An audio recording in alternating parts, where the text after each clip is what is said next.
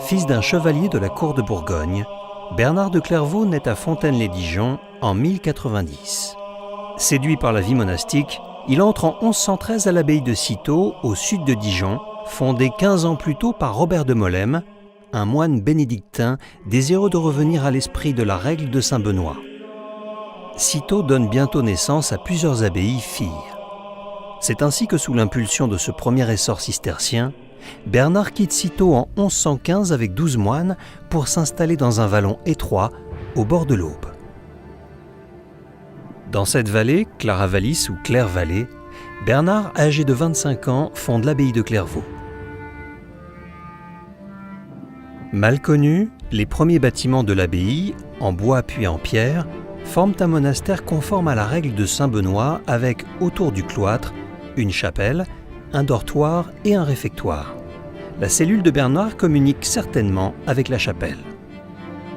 De 1115 à 1135, le territoire est aménagé et la forêt exploitée, tandis que le cours de l'Aube est dévié. L'abbaye est bientôt à la tête d'un riche patrimoine foncier constitué de vignes, forges, champs, mines de sel et forêts.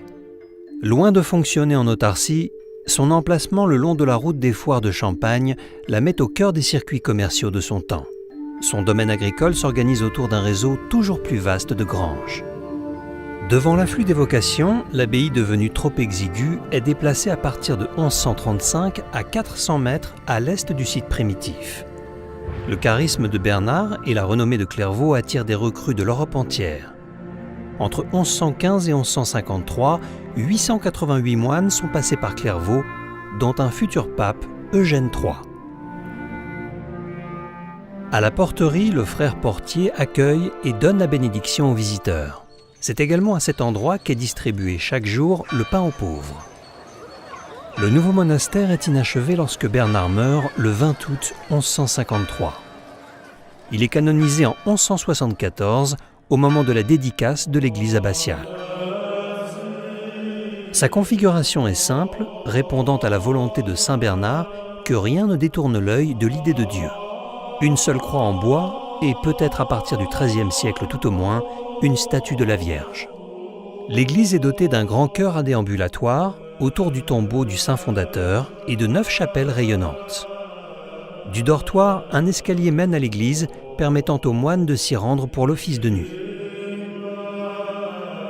Le cloître est construit au cours de la seconde moitié du XIIe siècle et modifié au siècle suivant. Les religieux y déambulent dans un silence rigoureux pour prier et méditer.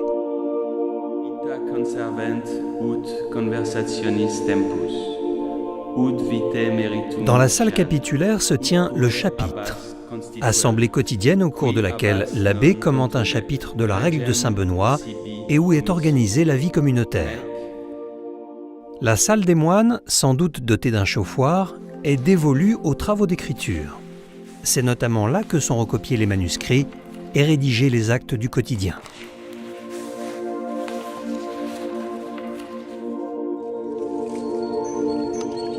Avant les repas, les moines se lavent les mains au lavabo situé devant l'entrée du réfectoire. Comme dans chaque abbaye cistercienne, la disposition des bâtiments obéit à une stricte délimitation correspondant à 2 catégories de religieux. D'un côté, les moines de chœur, qui se consacrent principalement aux travaux intellectuels. De l'autre, les frères convers, en charge des travaux manuels. Non cloîtrés, ils n'ont pas voix au chapitre et ne peuvent accéder qu'au début de la nef de l'église.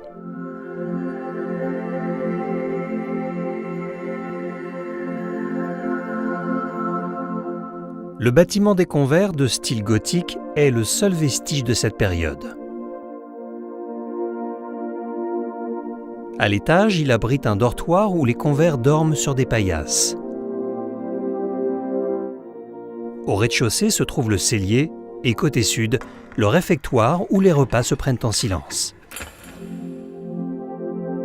Au sud de la porterie, on construit en 1705 le logis abbatial destiné au père abbé et le bâtiment des hôtes pour accueillir les visiteurs.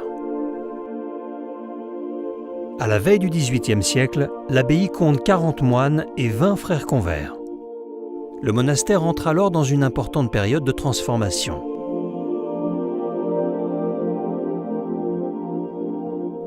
L'ancien cloître cède la place à un grand cloître, achevé en 1767 sous la direction d'Aubert, architecte de l'abbaye. Son édification est financée par la coupe de 1000 hectares de bois pendant 10 ans. L'église abbatiale subit quelques modifications, avec notamment l'adjonction d'une flèche et l'édification d'une nouvelle façade. Quelques années plus tôt, en 1749, était achevée la construction d'une infirmerie sur le modèle d'un cloître à 2 niveaux d'arcade.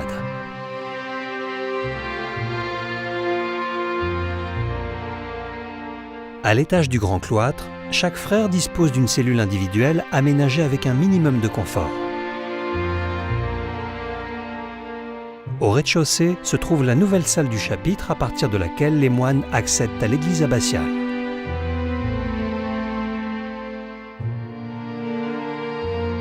De vastes galeries entourent la cour intérieure du cloître. L'une de ces 4 galeries nous conduit vers le réfectoire, aménagé en 1774.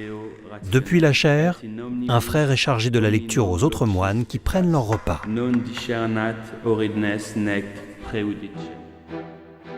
Dans le prolongement du réfectoire se trouve la cuisine. Le bâtiment des fours et des moulins du XVIe siècle est reconstruit en 1767 en harmonie avec l'architecture du grand cloître. Il abrite 2 moulins à eau alimentés par le canal qui longe la façade. L'un pour la fabrication de l'huile et l'autre celle de la farine. Le logement des officiers est construit dès 1727. Les écuries, pouvant accueillir une centaine de chevaux, sont achevées 1 an plus tard. Un pavillon de chimie, témoin de l'esprit des Lumières, est édifié sous l'abbatiat de Don Roucourt, le dernier abbé. La chapelle Sainte-Anne remplace une chapelle médiévale, appelée aussi chapelle de la Porte, car incluse dans la porterie. L'auberge-taverne de l'abbaye du XVIe siècle sert d'hôtellerie des dames au XVIIIe siècle. Lorsqu'éclate la Révolution, le monastère compte encore 26 moines et 10 frères convers. En 1792, l'abbaye est vendue comme bien national.